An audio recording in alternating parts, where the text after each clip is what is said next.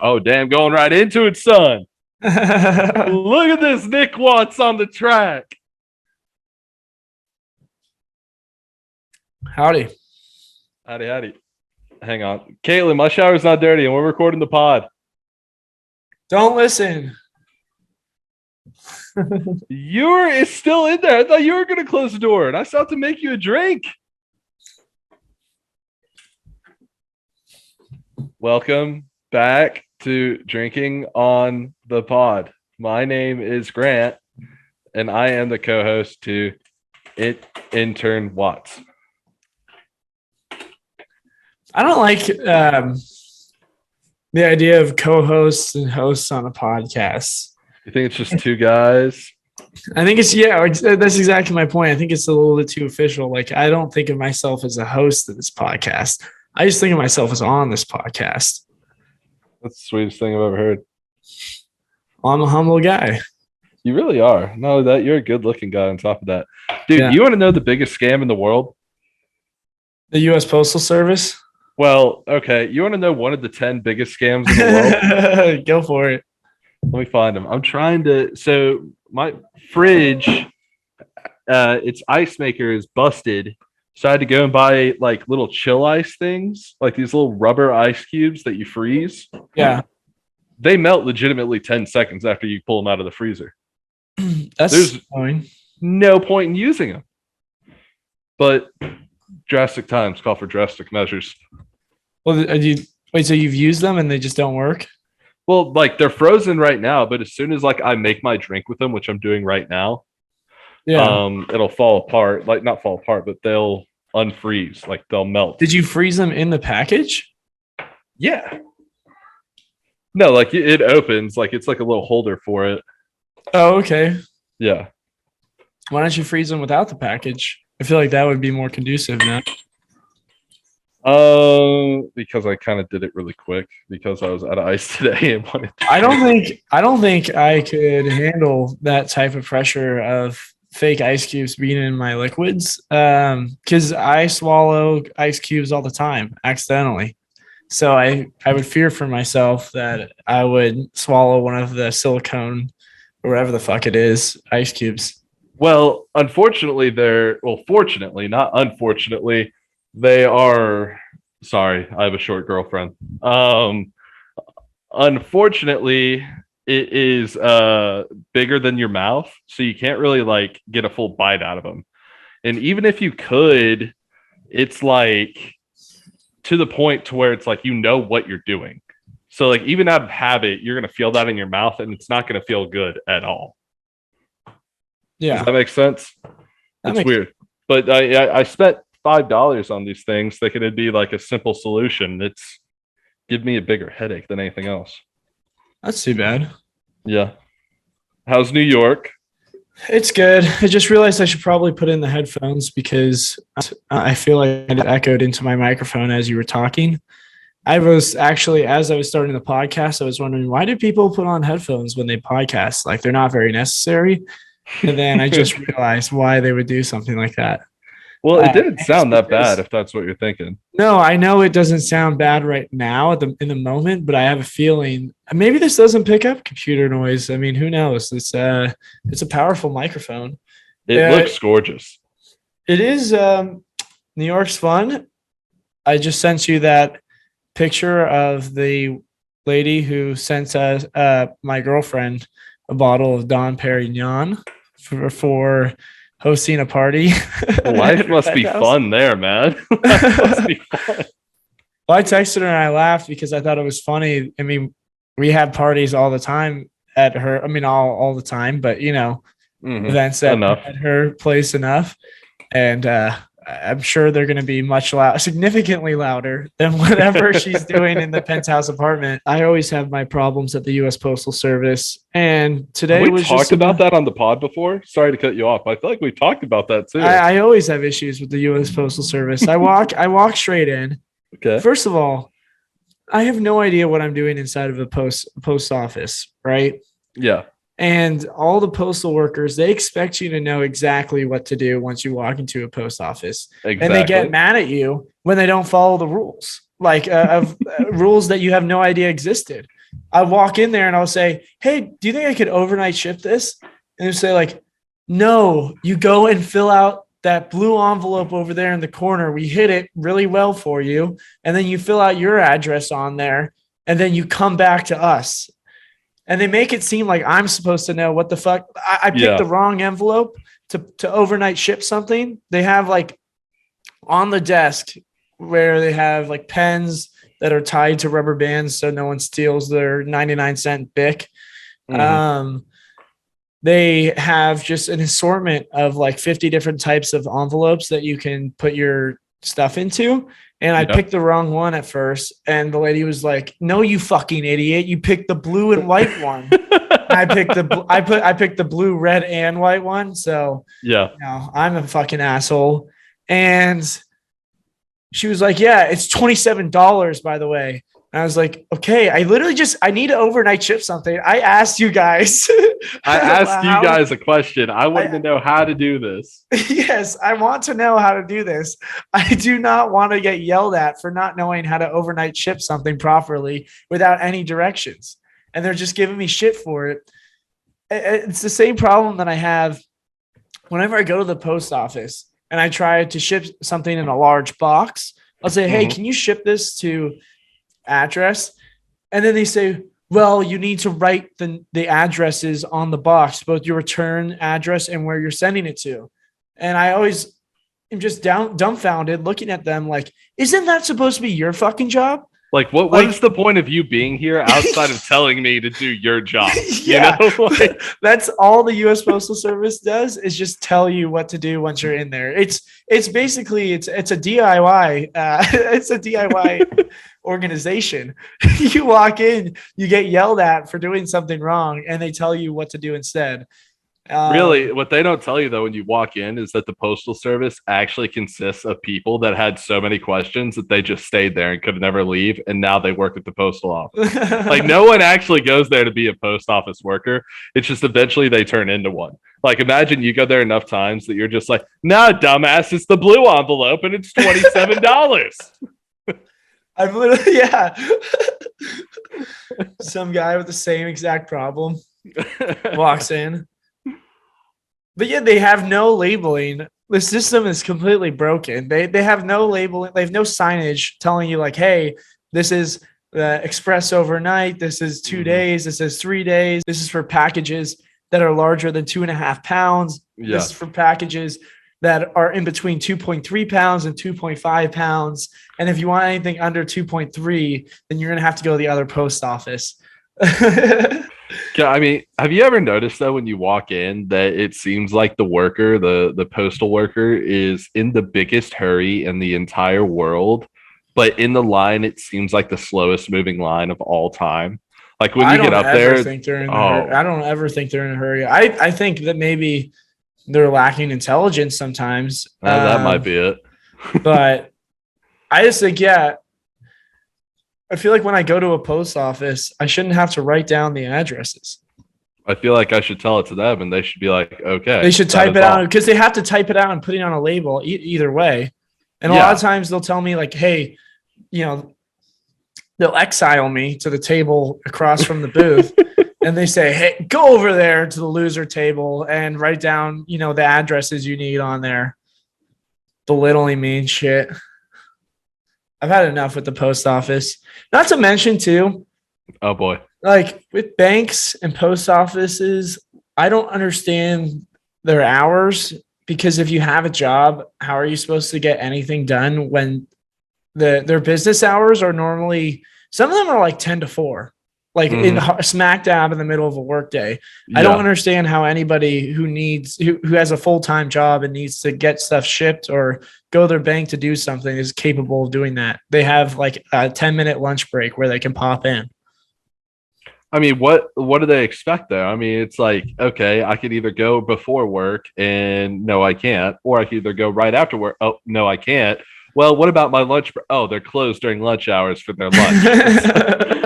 It's like, "Hey, I need to do this. Sorry, boss, I have to quit for the day." It's like, well. So yeah, not to mention, whenever you need something whenever you're getting something delivered that needs a signature, I mean, you have to literally take off like a whole chunk of your day. Oh, dude. Like, I mean, it's like the Grown-Ups 2 bit where Chris Rock plays the cable repair dude, and they gave his mother-in-law a window of like 10 to 4, and he shows up right at 4 thinking that like, just making her wait all day. Oh, dude, that's the most brutal thing in the entire world too, because it's always going to be that last hour, but you're going to wait because you have hope. We're hopeful people as humans. Can I bring up how you've been kind of harassed by some of the reps for shitting on their schools from the main account? Whoever runs the blah blah blah account. Yeah. I still get that. Everybody, these geniuses can't figure out who runs the main account, the sports account, and the pups account. Yeah. And it's been 2 years. It's like, I think it's the same guy, but I'm not for sure. The Tennessee rep telling me whoever runs the sports account probably got denied from Tennessee. Nope. that wasn't it, bud. Did not look at Tennessee. I simply did it. Also, yeah, I mean, they did the same thing with Texas. Texas fans love to do that. Like, who got denied from Texas? Mm-hmm. Next is going to be who got denied from Arizona State, who got denied from University of Phoenix. Like, I mean, these fans are delusional because they think that people actually get denied from their schools. I mean, I could have had a pulse and gotten into the University of Tennessee. Mm-hmm. And yeah, the real answer of why I did it. Number one, because it was fun. Well, that's the majority of why most people do things. I can't argue with that. It was funny. Number two. Okay, yeah, funny. I don't see the downside to this yet. Yeah, that's the reason. They always think it's some ulterior motive. No, I just think it's funny to shit on you. I mean, and that's the thing. It's that these fan bases that do that, they realize that they make themselves the biggest target. It's like exactly what me and you have talked about before on this podcast. It's like the earlier you learn to like let jokes run off of you and kind of go with them and don't go so hard against them, the faster you will like be done being made fun of. Like, no one will make fun of you if you go with the joke. It's not fun. It's the people that throw the fucking fit that you would just want to go after and bury. And yeah, that's Texas, why I continue to egg on them. Oh yeah, it's all. And not to mention, these people are crazy. When my team loses a big game, you're not finding me on Twitter. Get off the internet, dude. I'm away from it. Whenever my team loses a big game, I'm not looking at like all these meme accounts just shitting on me. Why would I do that? These people they're basic gluttons for punishment.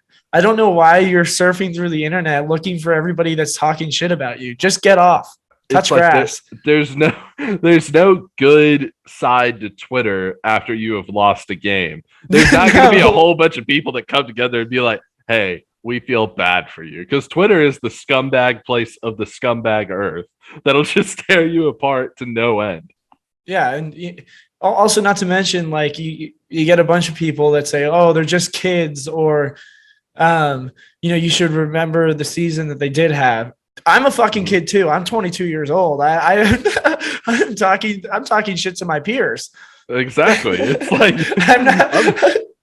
I'm not like belittling 18-year-olds or whatever. No, I'm just talking shit like I normally would to people my age. And guess what? I probably said it to that person's face a week ago too. So it's not that big a deal that I'm tweeting it out now. Also, I mean, who even fucking cares? If you're not going to stop the world from talking shit about your sports teams. You're just not. You never will. Like, and the thing is, sports. That's a losing battle. Sports has become so divisive too. Like, every day it gets worse and worse and worse because of like how much some random kid has to care. And the part that like makes me laugh is that some of these diehard fans for these like no-name teams and these no-name franchises. Like the other day, I forgot what it was. This was back when so a couple of years ago, back when I was running the Texas Tech account, we played like New Mexico or something, and I tweeted at the New Mexico baseball account, and just like chirping them hard. And I had like a student that went to New Mexico at the time just come back and try to get you just are mad because New Mexico is like not like just I don't even know what chirps he was trying to throw back at me, But he got so defensive. He threw back like 2 paragraphs at me about why New Mexico is a good school and he didn't deserve the shit talk. Like the University of New Mexico. I couldn't tell you anything good or even average about the University of New Mexico outside of the fact that it is a university in New Mexico. I think what I might start doing is just start applying to all these schools and getting in and just be like, actually, no, I did get in. Just show them, show these mouth breathers how easy it is to get into their school. I mean, no offense to the university. That's the thing is like when I'm talking shit about the University of Tennessee, like I'm just doing it because it's fresh, it's fun, it's cool, it's in the moment. All the other cool kids are doing it. All the other cool kids are doing it. But I have no actual hate towards Tennessee. Tennessee's never really done anything to me other than their, Twitter fan base being annoying. Mm. I'm sure Tennessee's lovely. I'd love to go to Knoxville. Maybe reconcile over a beer, with some of these people. Believe it or not, we might be going to Old Rocky Top here in a couple months. Me and you. That would be fun. Yeah. I could just carry a sign. I could just carry a sign that says "I run at Old Rose Sports." And get it gone. Just what's that dude's name that sits at the change my mind, that dude that sits at the table? Steven Crowder. Steven Crowder. Just do the Steven Crowder thing and just sit there like I run at Old Rose Sports and just see how many people come over to you. Yeah, I don't know. It's definitely not the worst shit talking I've gotten. I mean, the time that we talked shit about Clemson after losing to who knows Lord. who, and that guy sent his butthole to everybody. That was not the best. We don't like that. I'd love it if I didn't see another male butthole on a DM again. Oh, buddy, I've seen a few more, unfortunately. Oh no. It's like you never open it like, oh, that's a handsome butthole. It's like, no, every time it's like, oh, that sucks. I didn't want to see that. I did get the grossest DM of, oh yes, I did send this to you. And I had to send it to you. I think you might know what I'm talking about now. I was very upset. Yeah, the guys that thought it was funny to do cocaine off of their friend's butthole. Mm-hmm. And you know who I'm most disappointed in? The bystanders in those rooms. The people that were sitting around watching this dude do blow off of his friend's butthole, and the bystanders, there were people that could have stopped that in the room. There were people who could have said, first of all, no video. Second of all, this is very unhealthy for multiple reasons. I can't get over so just to set the scene a little bit, I'm somewhere with my mom and dad on a family vacation for something. And I get a text in our podcast group text. I warned you to be fair. You did. You said, like, do not show this to people. Do not show this to people. And my little brother was looking over my shoulder as I look at the video. He's like, oh, gross. Oh shit, sorry. Oh no. So that was probably the grossest. And then they did it twice. They did and the way they did it too was just not the way I would have. I would never do it. They did one off the gooch and they did one off the butthole. So they did one beehole, one gooch. The first one was actually the gooch, and the way they did it is it was very similar to Deshaun Watson. It was the baby diaper position, whatever it is, where his legs were all the way up towards his head. Yeah, like I would have figured, stomach down on the ground, but no, they went a whole new direction with it to get maximum surface area. What they didn't show you in the video is that was actually the third try of them trying to get the gooch up and making it a table. When they tried the belly with the legs back, they couldn't hold it long enough for them to, actually get in there and do the sniff. And they tried a couple other ways. Just baby diaper, best way. Best surface area. They must have inhaled. First of all, there was hair. And then along with everything else that comes with that area, But nonetheless, I digress. You did show off the legalized Mulligan's hat. Go to shop.oldroad for that. Look at this. That's it's gorgeous. My favorite thing I own now. I'm wearing Old Road Corgi shirt. The only problem with this is that when I want to do promotional videos and stuff, like it's hard to really show people what the shirt looks like when I can only, put up the pocket, but the pocket's also cool too. It's just kind of tougher to see. Man, we have a ton of merch coming out real soon too. So we'll have to find a way for you to either just like hang him up over that gorgeous abstract painting behind you. I put a lot of vodka in my drink, and now I'm kind of debating on like how awake I'm going to be for Top Gun here in a little bit. You'll probably be awake enough. I've heard it's a good movie. It's good. It's a lot of Tom Cruise. I mean, I don't want to be the ones that give a Top Gun review just because I feel like we're a little bit late to that. Yeah. And maybe not the most equipped. that would be a great bit if we started doing that, reviewing movies 3 weeks after they came out and just like, it's okay. I am more than ready and prepared to review Paddington 2, though, if we want to get into that. Have you seen the TikToks of like the guy that's like, they'll do like a movie character and just draw them like getting rejected by whatever the love interest is, and then it'll be like fine, then they go on their grind and then they just get absolutely jacked. I'm waiting for the Paddington 2 version of that. I'm shocked that they already haven't done it, because Paddington 2, first of all, Paddington 2 is the second highest rated movie in Rotten Tomatoes history. I've seen this bit, but I forget if it's real or if it's a bit. The second thing about Paddington 2, which I was shocked by, first of all, Paddington, great movie, just obscene at some of the things that humans do to this poor bear. To just give you a little bit of a premise, this is Paddington 1 we're diving into, then I'll lead into Paddington 2. Please. Here we have this adorable talking bear from Darkest Peru. Okay? That's where he's from, Darkest Peru. And he's raised by his Aunt Lucy and his Uncle Pastuzo. And then Uncle Pastuzo gets taken out by a massive earthquake. R.I.P. Uncle Pastuzo. Yeah, So his Aunt Lucy tells him, hey, you got to go to London, right? And we're talking about this adorable little fluffy, teddy bear walking around, and he's asking people questions.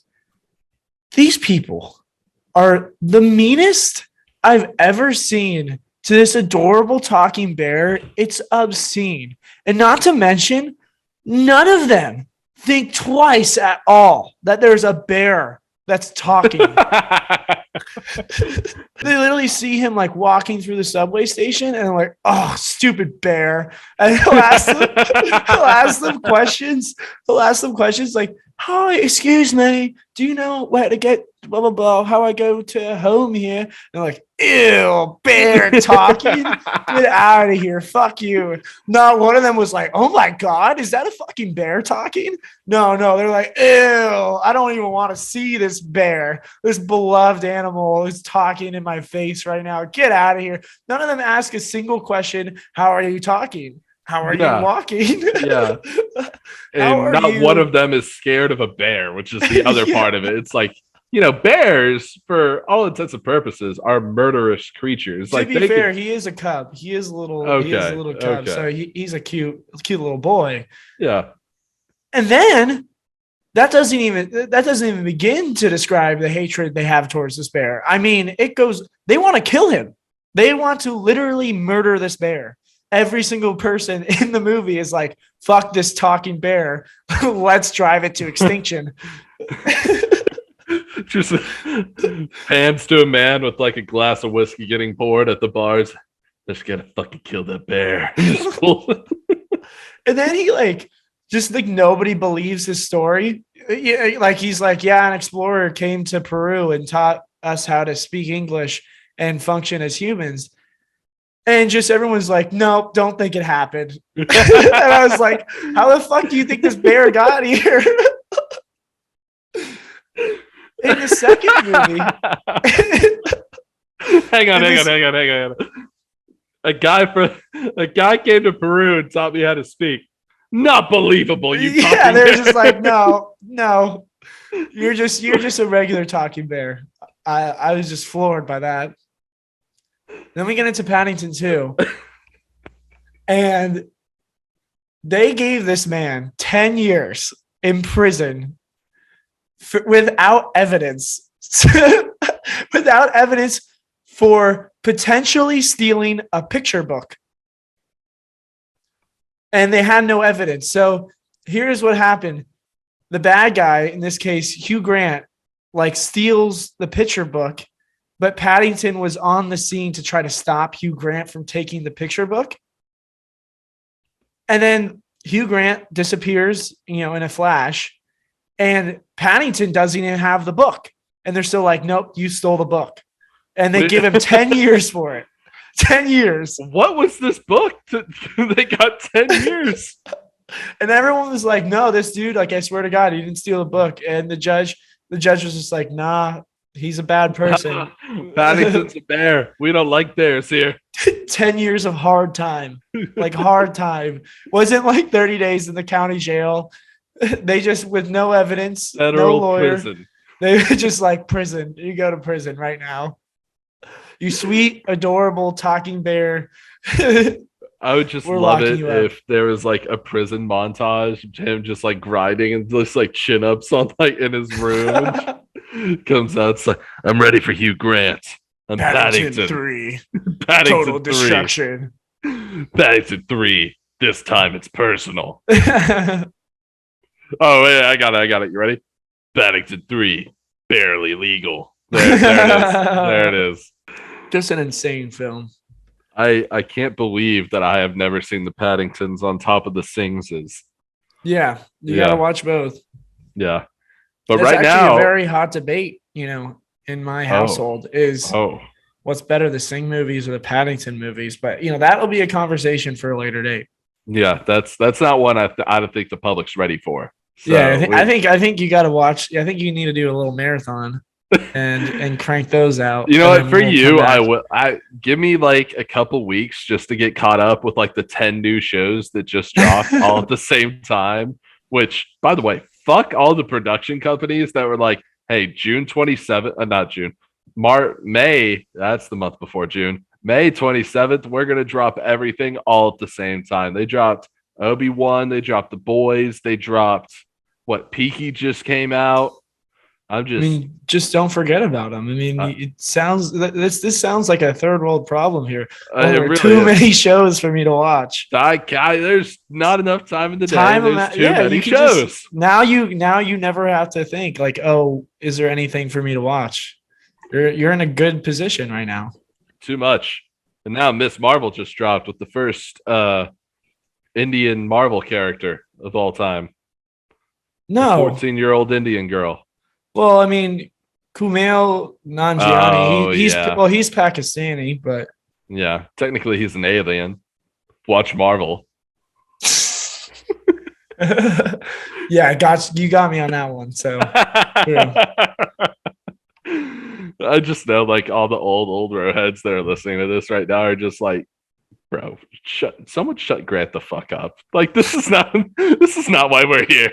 So I just got back from Mexico this past week, right? And I have some notes. Okay. Every taxi driver there, because taxis are how you get around. I guess Uber isn't a thing there. First world problem. I know what you're about to say. Drives it is life or death if they don't get there in 30 minutes or less. They're Never driving. Mind. I didn't know what you were about to say. You did not know what I was about to say. They drive legitimately their life is on the line if they don't get there in 0.5 seconds. We were in a residential, a street with more speed bumps and more people walking in the middle of the street than New York. It was that crowded of a street. Yeah. And this dude's just flying 120 kmph because everything there is kilometers per hour and just zooming down the street downhill. We're just flying around in the back of this fucking bus. And every taxi driver was like that. Blew my mind. What'd you think I was gonna say? Because this is gonna. Yeah, so I was gonna say I hated the taxi drivers in there. Or I went to Cancun. First of all, I'm done going to Mexican beach towns. I agree. I want to go to Mexico again, but I would go to Mexico City. And I also happen to have a friend that lives, or not lives, is from Guadalajara, and he runs. This is going to sound very hoity-toity of me, but he runs tennis camps and brings people down there to do tennis and tequila, which actually sounds really fun for me. It does. And the Mexican beach towns, though, with the taxis especially, I'm on vacation. I do not want to haggle every single time I step into a taxi. And in Cancun, it'd be like, oh yeah, you're going down a block and you're drunk American. Yeah, let's start off at $60. Yeah, then I have to sit there in the car and be like, how about $5? And they're like, how about 40? And I'm like, how about $10? How about 30? How about $15?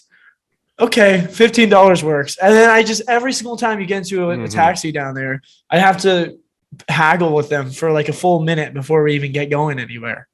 It's crazy. So me and my dad actually did it the right way, where we both got a whole bunch of 20s and just handed those out to everyone like before we even did anything. So like that was just kind of like our baseline of like, okay, you have to tip to do anything here. Just hand out the 20 and then we'll get whatever we need and just go on our way. See, you're lucky though, because you did go with your parents. Like it's a huge difference.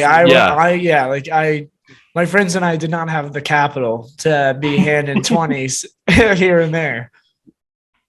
We had to have enough money to pay, some random club promoter $80 so they could like lead us to a separate section of the line where, we could actually get into the clubs. Yeah. And then we would have watered down booze for 2 hours and realize, how trashy the crowd was. And none of the girls could actually speak English. So that was definitely a misconception that we had, was just that every female down there can speak English, which is not true. Not true at all. There are a lot that could not. But yeah, no, and my other problem with, I'd rather go down to Florida or, California, hell, even Texas.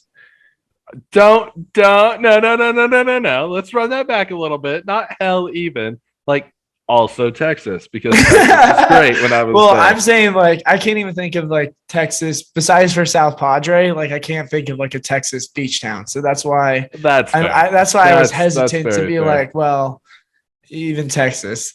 Okay, I'm gonna bring you to Port Aransas and we're gonna float the river, because that's one of the more fun things you could do. I'm just gonna take you all over Texas. Me and you are just gonna you're gonna take a week and it's gonna be content. We're just gonna drive to every town in Texas. Okay. But yeah, no, and also when you go to the resort towns, like I want authentic, good Mexican food. And they think I want McDonald's. So they serve up their version of that at all the resorts, when in reality, I just want a taco, Yeah. So that's why I'd want to go to, one of the more authentic cities in Mexico. That's fair. The direction I thought you were going to go is I would rather go to like the Cayman Islands or that's the true. Bahamas or stuff like that. But I'm saying price wise, you know what I mean? Like if we're talking about like, because those are kind of a step up. I guess like Puerto Rico, you could probably get, pretty cheap deals or something. Yeah, definitely. Equivalent type of price. But like my girlfriend's family is going to the Cayman Islands. I'm so sorry, I forgot what that was. I'm going to the Cayman Islands with them, and I'm going to be able to compare like the difference. Obviously, like I paid for Mexico and I'm helping pay my way to the Cayman Islands. It's not like I'm just going on a free whatever, but it's going to be one of those things where I'm like, okay, I get to judge what's what and what's better. This is going to be fun for me, being able to compare. The nice part about being from the West Coast is that I was able to go to Hawaii, because from everywhere else, that's dude, I mean, everywhere else, it's like a 10-hour flight versus, from San Francisco, it's a 5-hour flight, slightly more affordable. And I mean, Hawaii is, I think in terms of, beach vacations, I haven't been to a place that beats it because you can't beat like a tropical rainforest island that's also America. Mm-hmm. You know what I mean? Like where you have all the comforts of being in America, but you're in practically a different world completely. Exactly. Yeah. That actually sounds wonderful now that you're saying that. What I went through this past week. There's Uber. There's no. How many times when you went to Mexico were you offered coke or weed on the beach? A decent amount of times. I was offered. I'm trying to think. There have been places though, like in America, where I've been offered coke or weed more often. Where did I go? I think I want to say Miami. Well, that makes sense. Yeah, I think out in the town in Miami, I got offered. I said, I think last time I was in Los Angeles, when I went to Venice Beach, I was offered it a lot too. Yeah. Yeah. Yeah, I think that's where I was offered the most, like just people going around like loudly whispering coke, weed. Yeah. Even in New York. In New York, honestly, New York's probably the place where I've gotten offered it the most because that you can do it pretty inconspicuously because there are just so many bar lines in such close, proximity to each other. So pretty much everywhere around the city, there are constantly people trying to sell you mushrooms and weed and blow and coke. Lord, pray for whoever decides to take those guys up on that offer, but. Yeah, I can't imagine being the guy that's like, I will have one weed, sir. I will. I'll take some of your street coke. I'm sure it's fine. You seem like a trustworthy dude. Little did he know it was the purest shit he had ever imagined. So he looked at me while I was on the beach and he had a bag of coke and a bag of weed and he was like, "You want to go to the moon, friend?" And I was like, "Yeah. Yes, but unfortunately, not with you. Not with you." So, I'm gonna walk this way. Yeah, I've been offered it I was offered it a handful of times down in Mexico for sure. Mm-hmm. Of course, I did not take them up ever on an offer. No, you can't. That'd be horrible. This weekend, I went to Rufus du Sol. Okay, tell me about it. So there's this place in New York called the Brooklyn Mirage, and it's run by a bunch of con men and scammers. And the best.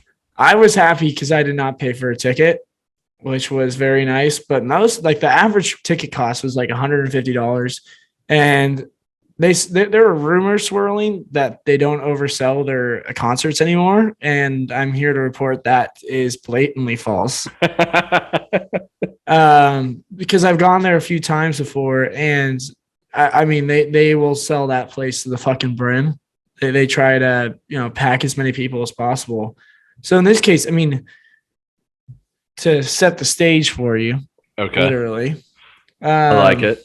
Good little double entendre. Yeah. Okay.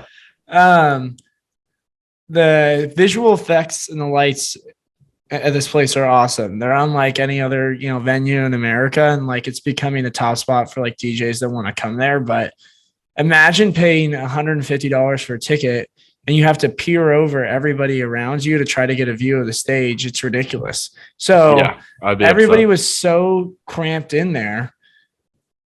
Even the walkways, where concessions or whatever the bars and, food places were, even in those areas, it was so congested that you could not walk around anywhere physically, at all. And most of the time, if you go up to the second floor, because there's 2 levels, that's completely empty and it was completely full from the beginning to the end of the show. So I have videos that I recorded of it, and people were unable to dance because they were so crammed into their one space. And then the music, up until they started playing Inner Bloom and the songs that I know, it was just so mid. Because their normal shows are concerts, but this was a DJ set. which means they actually had to like try to mix house music, which is just not their forte. Their forte is like, hey, everybody get stoned and like wave your hands back and forth for an hour. So it was definitely a fun time, but I was reminded by how much I hate clubs and club owners and those people. I mean, literally, they were charging for paper towels in the bathroom. Like they have like, I mean, like most clubs like have like bathroom attendants, right? Yeah, and I guess tip them out or whatever. Yeah, so they had like a bathroom attendant, but I mean he was holding on to all the paper towels. So if you wanted one, you had to ask the guy and go face to face and be like, I'm not paying you anything. So I decided to go for the free air dryer. Smart move. That was, I mean, the club owners should all be sued for the price of their waters and for the price 100%. Of everything else they sell. It's waters mainly because water is essential to livelihood. Yeah, I remember I just got into an argument, you know, like a few weeks ago. I think you may have seen my tweet, but I was like, water should be free everywhere. Hot take. And I'd rather you charge me, you know, $15 for a beer than charge me $10 for a water. And you know, like $11 for a beer. Like, rate me on the beers. I'm fine with that. That's fine. I understand what's happening there. I would like to, you know, survive. That would be nice. And some guy like got after me on it, you know, on Twitter, and he said, you know, sounds like communism to me.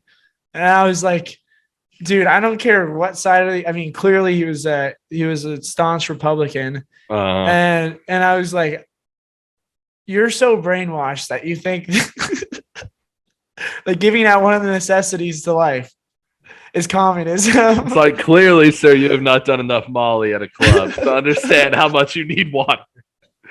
Clearly, you have not. Clearly, you've not rolled your eyes out. Like, it's not even a lot of water. It's like, just give me a cup, like just a little paper cup. I'm good.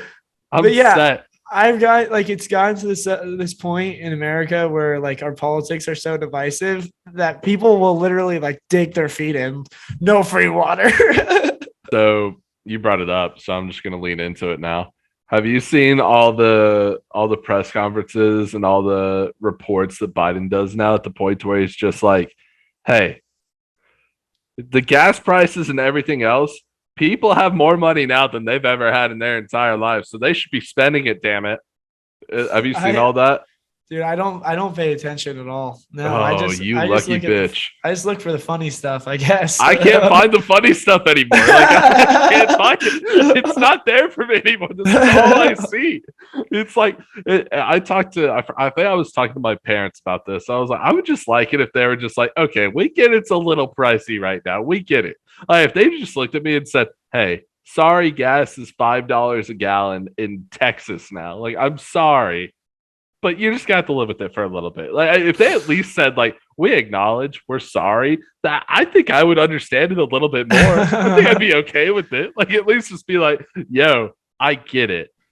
It sucks, but I get it. Like, I mean, that's like the reason why I don't pay attention to Biden anymore is because like I just know that like nothing important is going to come out of his mouth. And like every press conference, it's just like anytime there's something funny for the press conference, I'm like, oh, what? Did Biden have another old man fart on stage? Like, we've seen this before. I know it's going to happen. Nothing surprising anymore. I mean, even on the right, like you see a Republican tweet every day now that's like, hey, there are only two genders. And just period. And that's it. That's the tweet. It's like, wow. Yes, slay queen. You did it. We're there. We saved it. We're set. It's just, at this point, I'm just so fucking fed up with everything now. I think I have the solution for Let's do America. It. Let's solve it now. One of the recent things that's been going on in the news is, you know, parents are mad that their kids are going to drag shows and the schools are, inviting drag shows. Swig is also mad about that. Yeah, how about instead of getting rid of the drag shows, we just add strip shows? You know, we give a little bit of we lean into the other side. Yeah, something for everybody. Hey son, listen. You don't have to go to that show. Oh yeah, that's how we decide. That's how we decide sexuality and gender. Oh, okay, son, you have two that options. One over there has something else that you might like. There are two options, son. I'm not gonna be mad. You have to pick. You either go to the drag show or you go and see Little Miss LaPhasia over there wrap her legs around her head while she's on a pole upside down. See, you tell me which one you want to see. Watch. Should we go ahead and announce who the Old Row intern's going to be? Yeah, sure. I think we're not allowed to call him that officially. The Old Row contractor? Yeah. He does construction for us. What intern number were you? I don't even know. Intern numbers were basically gone. I was like 15 or something. Yeah, I think you were 15. So, quote unquote, Old Row intern, quote unquote, unquote, quote unquote, quote unquote, Old Row intern, 16. Ladies and gentlemen, producer Nick Ferraz. How about that? Huh? Welcome to the stage, Nick. Now say something. Oh, that's right. He's not here. He has to go get his Aggie. Can we talk about that? He has to go get his fucking Aggie ring. What a stupid fucking tradition.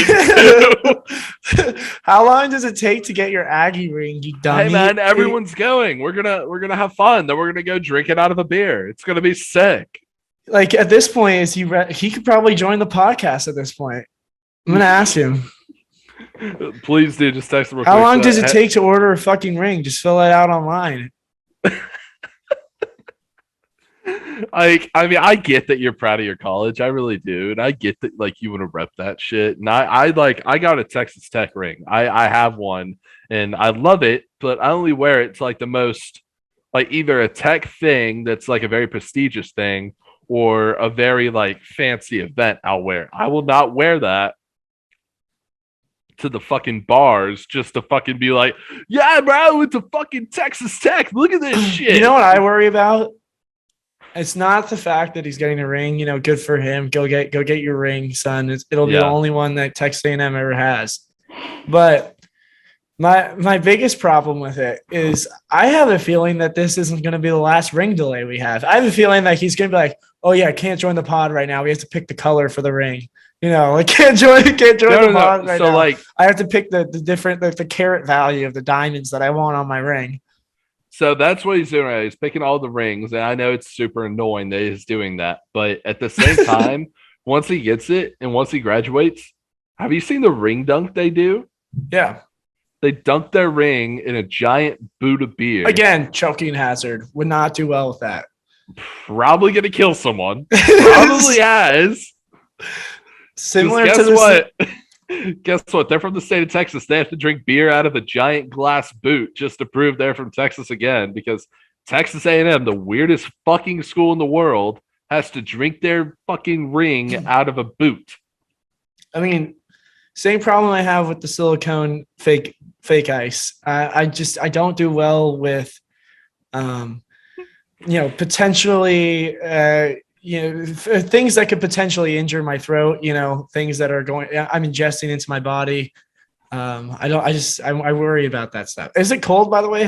So I don't know if this would be captured on the pod, but Grant put fake ice into his water bottle because you're sleeping there. Yeah, because he's out of ice and he just poured. Is that liquor or water? That's liquor. Oh, tough. Where'd you spill it? Right on the floor, right on the wood floors. At least it wasn't on your laptop. I knew as soon as I did that was a bad idea. That's also one of my biggest fears is spilling liquid onto my laptop. It's also on my foot, but it felt pretty cold. So, I mean, I guess it's working. That's good. It might be more the Hydro Flask than...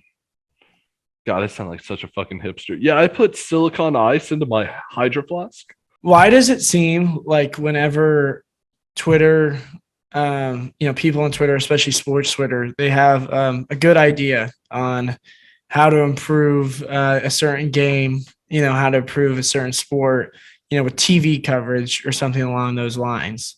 I'm specifically talking about baseball and golf because those seem to be the two troublemakers when it comes to this. And I'll even throw in hockey, but I don't watch a ton of hockey. Kind of got it figured out because now all their stuff's on ESPN Plus. I'm having a great time with hockey right now. So hockey's been great. Hockey on ESPN Plus throughout the regular season, super easy to get to the games. Mm-hmm.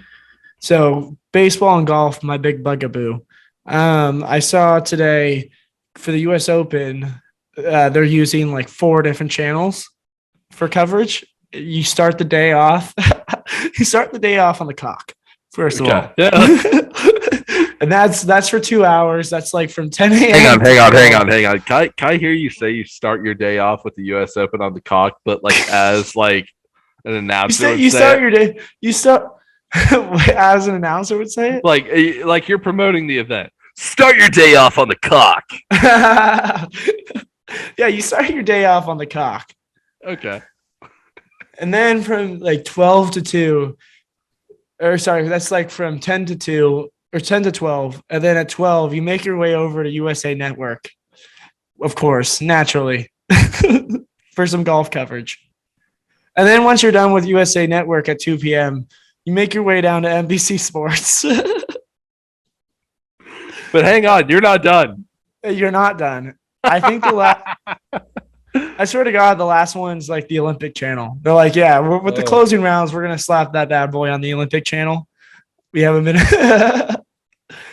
It's just, and then with baseball, you can get MLB at bat or MLB TV for $25 a month, but you can't watch your in-market team. And every game, and first of all, and that's even when they decide to promote the game onto like ESPN Plus or like Apple TV. Yeah. And for I'm lucky to have CSN Bay Area, which is great. Yeah. And I can watch that from anywhere, but that's just included with my cable package. Like Bally Sports is just absolutely, raiding people's wallets. People have to pay like $50 where they a month. Came from either. Their casino. We saw the casino driving. I know. We saw it. And now they just have the right to every single base. The MLB was like, yeah, let's grow the game. Let's give it to Bally. Didn't they hire that girl that made all the Annie Agar? Didn't they hire her to like be a like personality for them? I'm sure they did. They throw money at a bunch of dumb bitches. I've never heard of Bally Sports until like they hired her, and now they own baseball coverage. Which what the fuck? And then I was about to come up. I was going to segue into the College World Series, which is the ultimate grow the game moment. You can't screenshot any of the sports event or any of the baseball coverage, which is fun. If you do, you will go to jail. Yeah, and I just find that amazing. Like who is making money off of illegal college baseball streams? There's got to be maybe 0.01% of the population doing that. That one guy up in Uzbekistan. That one guy. He's pirating college baseball to bring it to the Central Asia. I don't really follow college baseball, but I have over the past couple years. Sorry, I should say it's been good.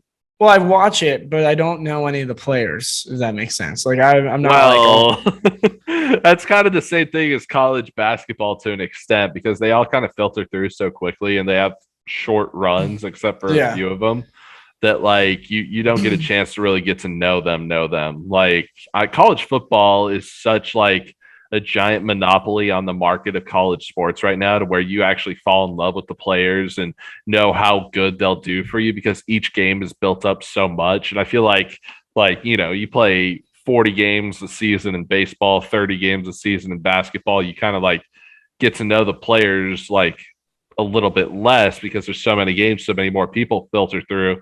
When in like such a big important game, only 12 games a season, like each game is so important that like you kind of know who your guys are and who you're relying on in football. So and especially in a game like football where like a touchdown means so much more than an RBI double. Game 2 against in a 3-game series on the road. You know what I mean? So it's weird to talk about in that sense, but you still love your team and know like if you have a dog or not, like you'll know the good name player. It sucks for you that you went to Wisconsin and they have literally no baseballs, but they have no baseballs. No baseballs at all. Because I feel like if you did go to a school that like has baseball, you would actually like understand it a little bit more and like it a little bit more. I still do watch. I watch college baseball. I know you watch it, but it's like, and I do understand the rules of baseball. So I'm not saying that. I know you're a baseball guy. Lucky for you, you have one of the greatest organizations in the world in the San Francisco Giants to root for, but you didn't have college baseball to kind of look at and kind of ride the Omaha wave, which Texas Tech recently has been good and given me that joy in my life outside of this year, which fucking those damn Irish up in Illinois, Indiana. My least favorite school. Indiana. Yeah, it's Indiana. That's actually an interesting segue into San Francisco. I went to there's a Warriors/San Francisco bar in New York. Okay. And there's nothing that drives me more insane, up the wall, batshit, fucking angry, mad, irate than going to the bar where there's only supposed to be Warriors fans/San Francisco fans. If you want to go to the bar and grab a drink, fine. Do not pull up to the bar in a fucking Marcus Smart jersey. Okay? You will get shot. You are at the wrong place. This is my safe haven. This is my safe space. Okay? I came here specifically to only be with San Francisco people. Hang on. We are like 50 miles away from Boston. Marcus Smart or Marcus Smart? Anyways, Boston's maybe 50 miles away from New York. I don't know, 100 miles. Okay. There's maybe 100 Boston bars in the city.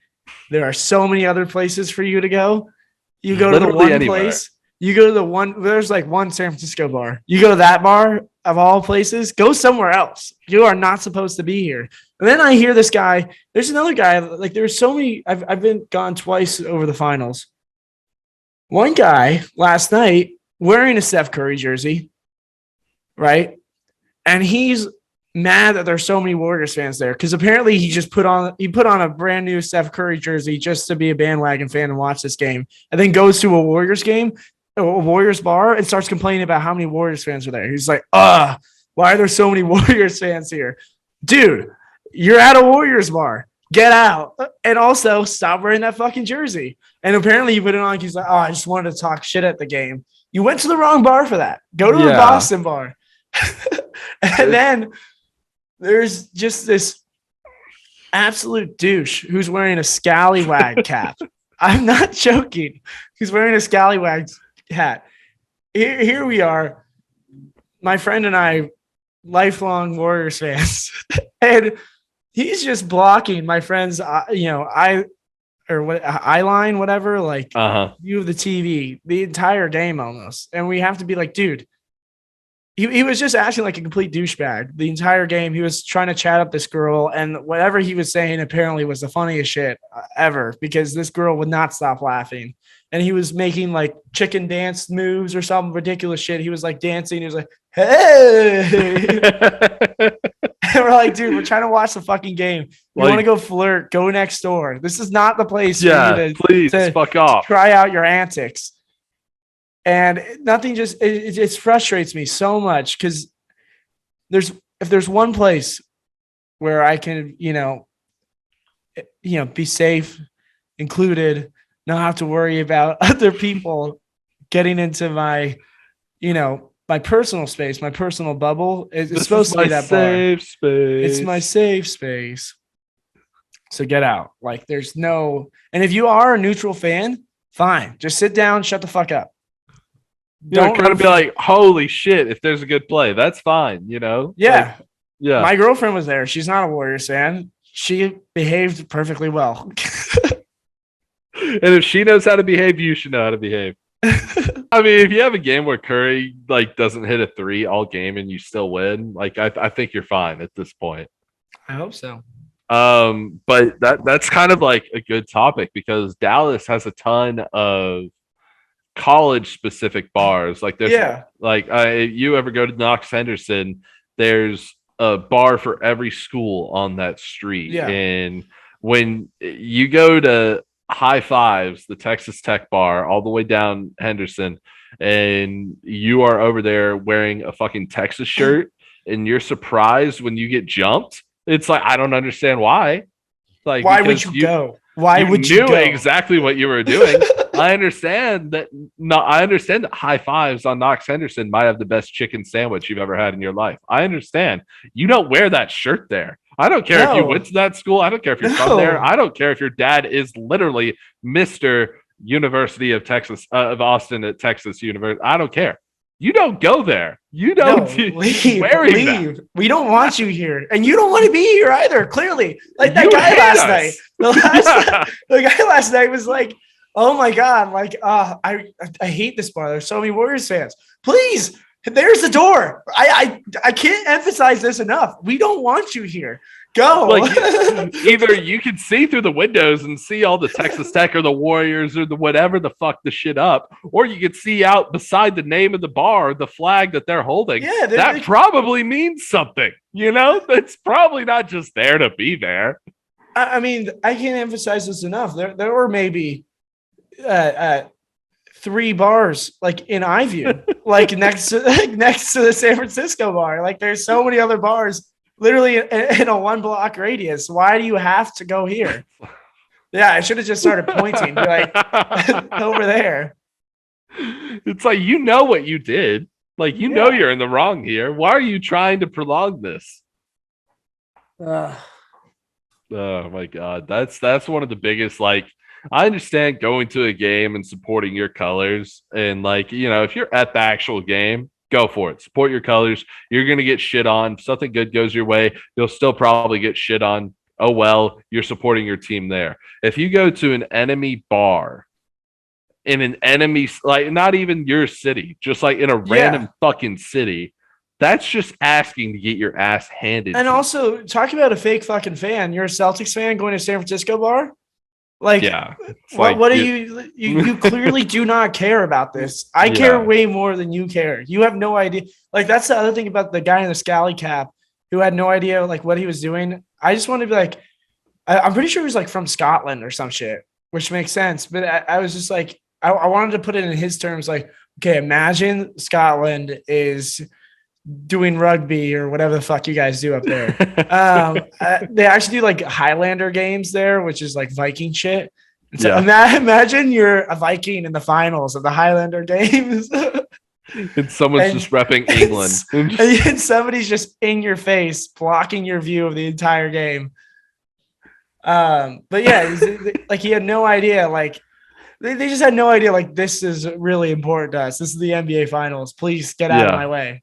Yeah.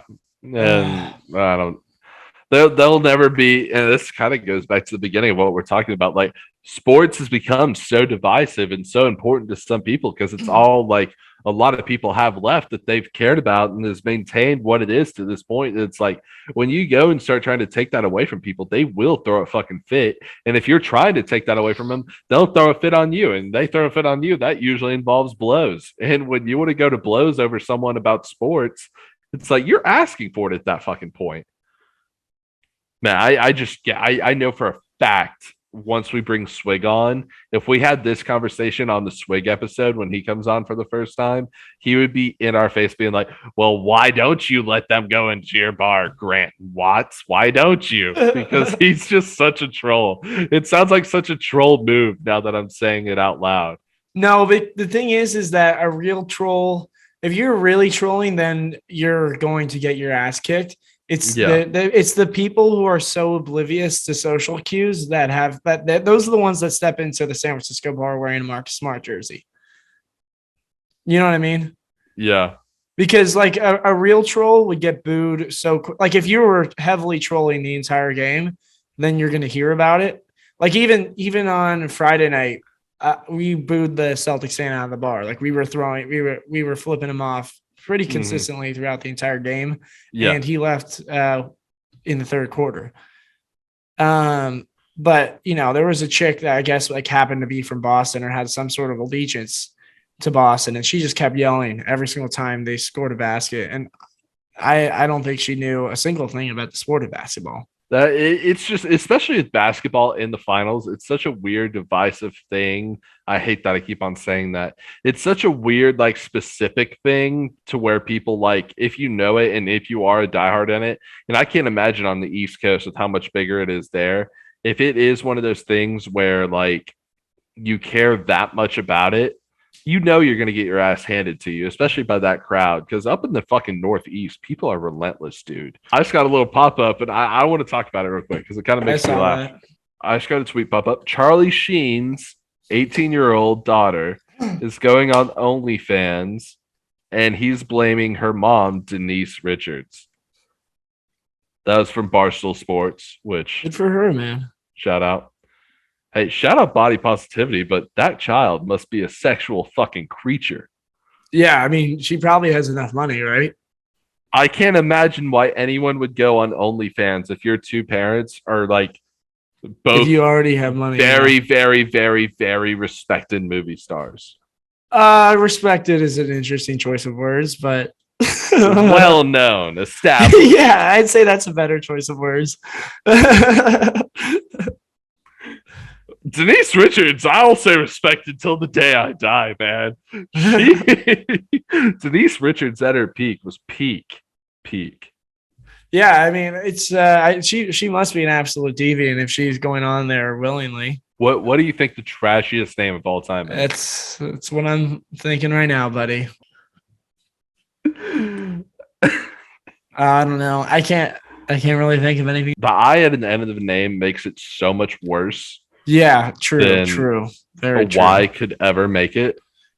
Yeah, definitely. I can't agree with you more there. Because it looks cool on paper. Well, like, even Nikki. I mean, Nikki's actually not a great one. Nikki. Nikki's real bad.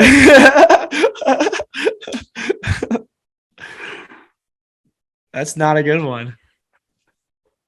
You just brought up a good memory of mine. Not a memory, but memory. Hang on. Yeah, I always avoided being called Nikki. Like there was a Nikki in my class, like a guy Nikki with a Y.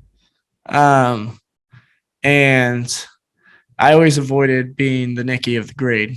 You know what I mean? Because somebody's got to go by Nick, someone's got to go by Nikki, and someone's got to go by Nicholas, obviously. Yeah, so you're always either the Nicholas or the Nick. I'm the Nick for sure. You were never the Nicholas? I make that very clear off the bat. I like Nicholas too, but Nicholas just a mouthful. Nicholas is a mouthful. Yeah. Hey, but Nick's a mouthful in a different way, if you know what I mean, right? Bada bing! Hey! What do you think about names from the South? Names from the South. What? Tell me a name from the South so I know what area Tanner, you're coming from. Parker. So pretty much the ERs. Chase. Chase is a good name from the South. So I actually had the same talk with my parents when they got me drunk while I was in Cabo. They're like, what are you going to name your kids one day? And unfortunately to this day, and if this kid ever listens to this podcast, I'm actually going to like change it and it won't be his name. But I've always said I wanted like a Southern cowboy name for my kid. And I thought Carter was the coolest name ever. Forever, dude. I was like, dude, that's set. That's perfect. Well, there you go. I mean, that's exactly why everybody you were like, what's a Southern name? There you go. Yeah. So I love a good Southern name, and I mean I think it fits, but it's so I just fucking overflowed my drink again. Son of a bitch. I think that like it fits if you like actually have that personality, but like imagine a Tanner and he's out there wearing like I can't even imagine like if a tanner does not own boots and jeans, he does not deserve the name Tanner. Yeah, you know definitely. What I mean? Like, when a kid has to like deserve that name, that kid does not deserve that fucking name. You're saying like if Tanner picks the drag show. Yeah, if Tanner's like, no, Dad, I don't want to go to the polls. I want to see that guy. No, son, that's not a guy, actually. It's a weird concept that we're not ready to talk to you about yet. It just proves a lot for us moving forward. No, I want that guy over there. So I actually have a question now that, like, I just made myself another drink. While I was at the beach, I only had rum and pineapples, like pineapple juice and rum the entire weekend. Okay. Is that not just the biggest baller move that you could have there? Like, just like Jason Segel from Forgetting Sarah Marshall, like, hey, do you have a little bit of pineapple juice with a little bit of rum in it? Like, just doing that the entire week. Buddy, I don't want to shock you. You can do that now. No, you can't. You can only do that on a beach. I saw it in that movie. You could make your way over to Kroger's right now, whatever it is, you know. I just did over there in the corner. The Kroger is the one I went to and did that. But I saw you chopping up some fruit earlier. That's a good call, my brother. That's for something else. What's your favorite tropical drink? It might be that. It might just be that or the pineapple mojito. The pineapple mojito. Do you just rip rum with a pineapple chaser? I just poured in enough glugs of vodka to make me feel good about myself. No, but I don't have rum right now. And are you saying at the beach? Yeah, at the beach. At the beach, I'll just look the guy and say I'd like a pineapple and rum, and he'll bring me out. No, but it doesn't come in a glass or a pineapple. Yeah, a glass. Okay, a glass. Yeah. They didn't have the pineapple drinks at the resort I was staying in. I was very upset by it. And I asked for it several times. What about coconut ones? The coconut ones they also did not have, but that would be perfectly fine too. that would be equally as fine. We are on board. Well, that's the next mission that we have to go on. Yeah. Finding Grant coconut or a pineapple drink. I think I've had a pineapple drink. I've had him before, and every time he'd give me the same exact. He'd even give me a shittier version of the same drink I had at the place. If it's served in a pineapple, 100 times better immediately. Yeah, definitely. Immediately. So, but with the rum pineapples, was he pouring into a glass with pineapple juice, or was it with like fresh pineapples? Both. Like it was pineapple juice, but it was from fresh pineapples. Then he put a fresh pineapple wedge in it. Okay, gotcha. Yeah. Okay, good to know. Yeah. Good to know. So that was my go-to, and the pineapple mojito baller. Pretty much any like tropical island drink. If you just say. Just throw it in. Wait, I told you about. Hold on. I told you about the time I got run down by the Mexican police, or Mexicans like security guards on the beach. And does this look like the face of someone that has heard that story? Okay, so when I was down in Cancun, my favorite tropical drink to answer that question is a pina colada. Okay. And whenever I'm in a tropical location, that's almost exclusively what I order are pina coladas. And I do like mojitos, but I'm a pina colada guy, and you can't really get them anywhere like in a big city, like, you know, maybe a few places, but it's tough to get a pina colada, especially a good one. So in Mexico, I spent a lot of money on pina coladas, and my friends and I, we were staying at an Airbnb on the beach in Cancun. We bring a few beers out, walk down the beach, play some football, hang out, have some fun. Yeah. I didn't bring my wallet, and I don't know if I brought my phone. I know I didn't bring my wallet. So then I decided it can't wait. I need a drink right now. I can't wait till we get back to the Airbnb. I need a booze. So, because we ran out of beers. So I go to, I think it's the Hilton Hotel Bar, outside at the, Beach Cabana Bar, whatever it is. And I order 2 pina coladas, which, I really tried my luck there. I didn't just go with one. Interesting move by me. But I ripped 2. which is kind of an important part of the story. I'm listening. So then they say, okay, because I thought my friend Simon had brought his card with him on the beach. I thought he brought his wallet. And it turns out like he left his debit card at the Airbnb, so he couldn't pay for me. So here I was with 2 pina coladas in hand. I don't think to say like, oh, I'm really sorry, I can't drink these. That wasn't my first option, which it probably should have been. Probably. Instead, here I am freaking out for no reason because I could easily just return them, say, I'm sorry, my friend forgot his wallet, I have to go. But in my mind, this is like my first time drinking legally because, I was 18 or I was 19. Like, I have drinks. I'm drinking them. Yeah. And, I can buy booze on my own. So I was like, oh, I don't know the protocol here. Like they just spent time because also it's a pina colada. I mean, they spent maybe a minute. Yeah, it takes a minute. They spent like, 5-10 minutes, like blending it up, mixing it, putting all the accoutrement into it. Uh-huh. So I was like, damn, I just, got these 2 pina coladas. So my decision in this moment is I asked my friends, I was like, do you think it's a good idea? Did not get a lot of great advice from them because they, kind of let me do it. But it's still obviously my fault at the end of the day. All I have are my glasses and I brought my speaker. And I put a random room number down. I'm like, just charge it to 503. Yeah. And they're like, last name. And I was just like, Smith. And then I'm at this point, I'm like, oh my God, what do I do? What am I doing here? You dip.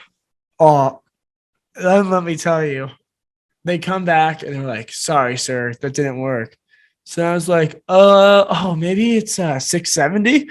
And then they go to check it and I just book it from the hotel bar. 2 pina coladas in my hand. I guess I still have the speaker with me and I've got my sunglasses on. And I'm sprinting down the beach. And I'm like, oh my God, is this going to work? All of a sudden, every single lifeguard on the beach comes running down. Oh, no. Down from the lighthouse or the lifeguard towers. The bartenders and like the security guards at the hotel are chasing me. And I am flanked. I'm telling you, I'm running down the beach. My friends over here are laughing at me, watching me run down the beach. And I'm just like, oh my God, I'm going to jail right now. And there was literally every single lifeguard, like they had like a buzzer, like or walkie-talkies or whatever. Yeah. And I saw like, so 2 came down immediately, like met me, and I kind of like I was like, damn, I can outrun these guys. Like, yeah, like, I got this. Yeah, if it was just like two guys or whatever, I would like my chances. Then I start seeing like one by one, I'm seeing the whole beach, just lifeguards, like almost like in it was like a progression, like because like the further down they were, like the later they heard about it. And it was just like 1, 2, 3, 4, 5. It's like Grand Theft Auto. It's like Grand Theft Auto. You just see more and more cops. Outgunned. I'm outmanned and I'm outgunned right now. Holy shit. I'm about to go to jail. So now I'm like, yo. I'm good. Yeah, and then I told them, okay, shit, my wallet. They were like, hey, sir, you need to pay for these drinks. If not, we're gonna call the police. And I was like, holy fucking shit, what do I do? I'm wearing my sunglasses, have my speaker. They did give me the option. I said, hey, my stuff's at the Airbnb, but the Airbnb at that point was like a mile away. So, it's a long trip up and down the beach. And so I was like, well, I don't have any money with me, but I can, but they were like, oh, what do you have? A speaker and sunglasses, which by the way, that's, perfect Mexico. Like, of course, they were like, what do you have on you that you could literally pay for these? Yeah. So I decided, well, I'd rather give them my speaker than I would my sunglasses. So I gave them my speaker, and they're like, you can come back and pay with your debit card, and then we'll give you the speaker back. I ended up calling it chalk because I had the speaker for a minute, like a year and a half or whatever. Like the street value was probably, the price of those pina coladas that I had. So I just decided to ditch it and walk home. But yeah, my friend said the funniest imagery of all time was me running down the beach with 2 pina coladas while Mexican security guards were chasing after me. I'm also wearing like this big floppy hat, of course, like full brim. Yep. And they said I just looked absolutely ridiculous. Yeah. The image that I just pictured was in Pirates of the Caribbean 2, when Johnny Depp is running down the beach and just like sprinting from all the natives that are throwing spears and shit at him. Yeah. It's just you with two pina coladas. Just But dude, I did kind of like, for a little bit, it was kind of like a joyride, because I've always wondered what it's like to storm a field. Like, because I always see these guys, they get caught. And they're super unathletic. And I'm like, dude, I could totally juke out that security guard. Yeah, like, if I rushed the field, I'd be fine. So I kind of had like the moment of adrenaline where I was like, damn, like I'm really doing it. Like I'm about to prove that like you can like outrun, these fucking security guards. But in Mexico, you cannot. I think in America, I would have significantly better chances of doing that. Probably. Now that I'm thinking about it, I really do. The bar isn't connected to the lifeguards. Yeah, like I think now in America, this is bad to say, but I think it's more frowned upon in America to do something like, but regardless. So that's why I imagine that, in Cancun, they probably got it, on patrol 24/7. Yeah. Versus, in America, first of all, not as many lifeguards. There's like, one per beach. Mm-hmm. As opposed to Mexico, like on the Cancun Strip, obviously it's super, super, guarded because it's in Cancun. Yeah. So yeah, I think in America I could do it, but I will say I'm retiring from that game. No longer stealing drinks. That phase has passed me. After my scare with the Mexican police, I've decided to retire. Thank you guys for listening to episode 7 of Drinking on the Pod, whatever this is. Episode The Revival. The Revival. The third series. What the fuck am I saying? Just thank you. We'll talk to you guys later. Peace.